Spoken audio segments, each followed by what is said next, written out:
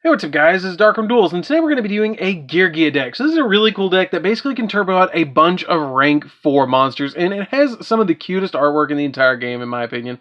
The little Gearginos are awesome, and I really love their artwork. You can see them in every single one of the Geargia's cards, which is super cool because you can see them right there in the neck of Gearganta X, and you can see them right there getting hit with a rock in Gearganta Augur. I just love their little mischievous selves. So, without further ado guys, don't forget to like, comment, subscribe, hit the bell so you can become part of the notification squad, and definitely check out the Patreon down in the description because we got some awesome rewards you guys, like getting a signed card sent to you in the mail, getting your name scripted for every single video, or even getting to request a deck profile just like this one every single month that you are a patron. So let's get straight on into this. So first off, we're going to be playing 3 copies of Geargia Augur. Geargia Augur is a really neat card that searches an Earth Machine monster from your deck to your hand. But you cannot declare an attack this turn, nor special summon monsters except for machine monsters for this turn. So you kind of have to be careful with this card. You usually want to open this on first turn, and you want to go first in Geargia, so you can just immediately put this card on the field, and then basically go off from there.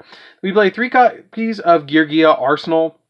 Geargia Arsenal almost reminds me of a Lego because of all the colors on it, but this card gains 200 attack for each Geargia monster you control, and you can tribute this card to special summon a Geargia monster from your deck, except another copy of itself in defense position, which is usually going to be your copy of Geargia Armor. Geargia Armor is a really cool card that's kind of a flip effect monster that once per turn you can change it into face down defense position, and when it's flip face up you can add a Geargia monster from your deck to your hand, except another copy of itself, which is really good. I mean, adding a monster from deck to hand is good, but it's kind of slow because you have to flip it in order to get it, but it does have 1900 defense, so it can protect itself fairly decently. We play 3 copies of my favorite, which is Geargia Accelerator. Geargia Accelerator is kind of like a special summon. It special summons itself from your hand. It kind of reminds me of like Bora the Spear a little bit for Blackwings, because if you control a Geargia monster, you can special summon it from your hand in defense position, and when this card is sent from the field to the graveyard, you can target a Geargia monster in your grave and add it back to your hand, except another copy of Geargia Accelerator, which is pretty good to be able to add like your copies of Geargino or your copies of like Geargia Augur or whatever you need back from the graveyard to your hand. You play 2 copies of Geargino Mark II. Mark II is probably the best one, because when it's normal or flip summoned, then you can special summon a Geargia monster from your hand or from your graveyard in defense position. You usually don't want to draw into your Gearginos because you want to be able to use them with your copy of Geargia Gear to be able to special summon them to your side of the field being level 4 monsters. We play 2 copies of Geargino Mark III. Mark III is pretty good because when it's special summoned by the effect of a Geargia card, you can special summon 1 Geargia monster from your hand or graveyard in defense position except another copy of itself, but its effects are negated. And you can only use the effect of Geargino Mark III once per turn, and then you cannot special summon monsters or activate the turn you activate this effect except for Geargia monsters, which is not that big of a deal because usually you're just going to go into Gearganta X anyways and be able to kind of go after your opponent with that. We have plenty of other monsters in the extra deck, and I have some really interesting techs in that extra deck for you guys too.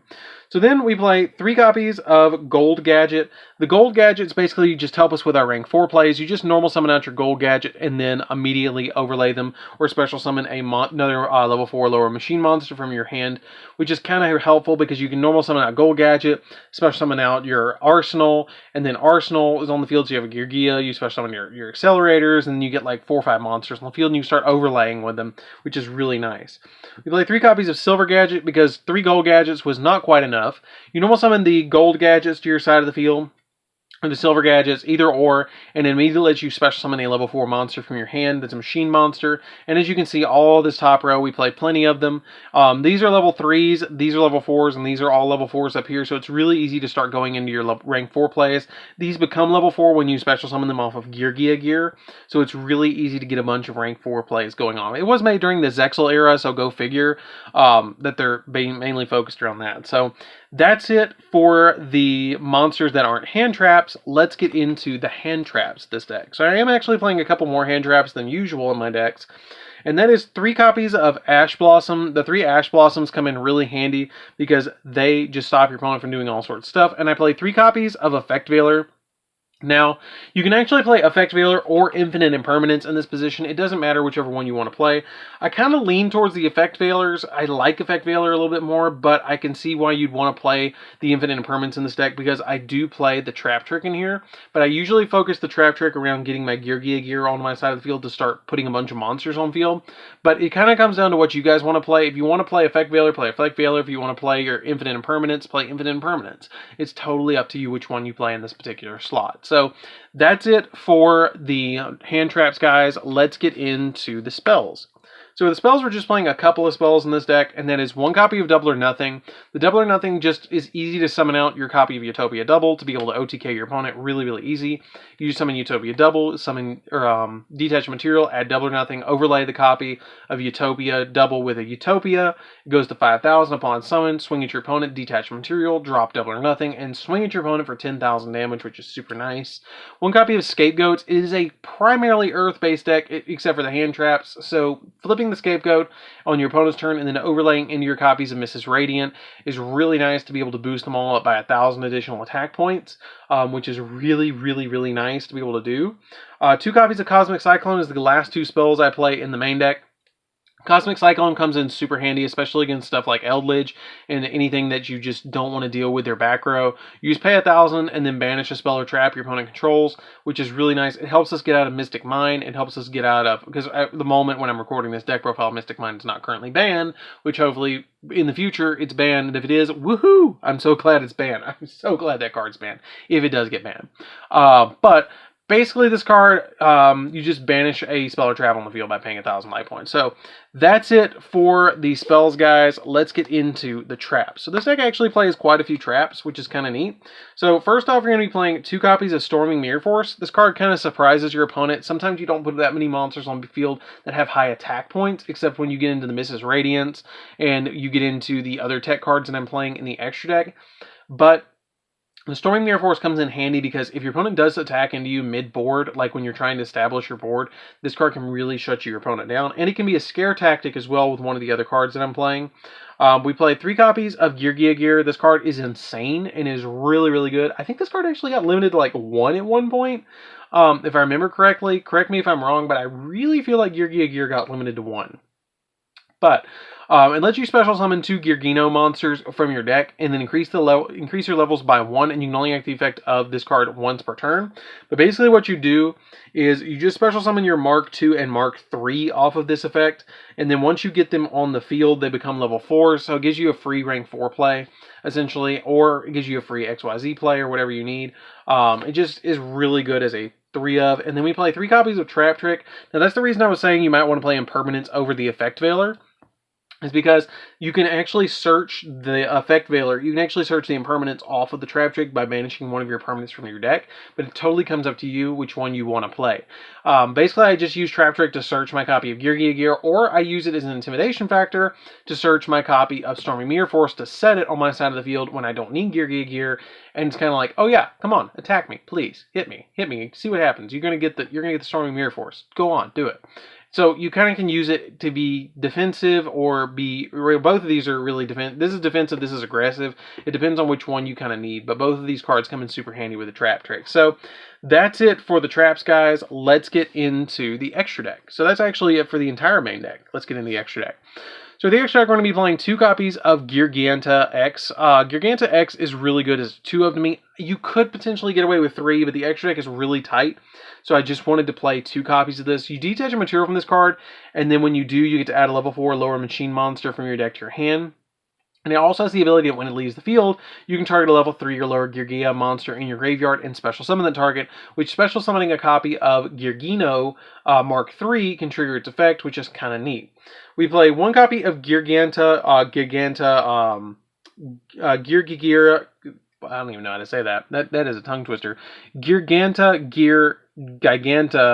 XG. That is something. I'm just going to call it XG.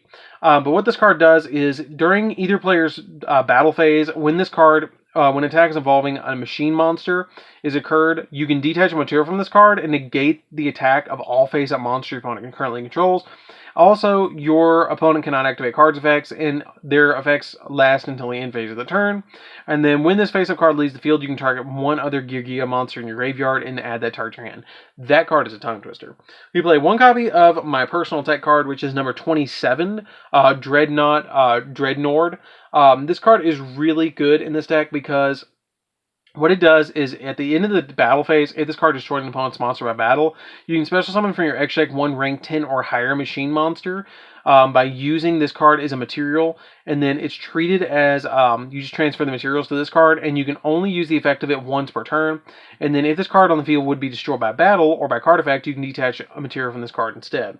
Now, the really cool thing that you can summon this with this card is actually a Gustav Max, and then you can immediately, during the main phase 2, just overlay directly into your copy of Juggernaut Levy, which they're all machine monsters. So a lot of your cards that lock you into machine monsters, you can still do this. So you kind of just want to watch for that opportunity to destroy an opponent's monster by battle. So you just go into number 27, swing over the monster, and then make your Juggernaut Levy and your copy of your Super Gustav Max, which is really helpful. You can add in Super Dora if you feel like your card's getting destroyed too quickly off of going from here to here, but I don't really find that happening, so I just immediately go into Juggernaut Levy. But if you want a little bit more of a defensive play, you can trade this out for number 81, I think it is, or number 82, Juggernaut or Super Dora.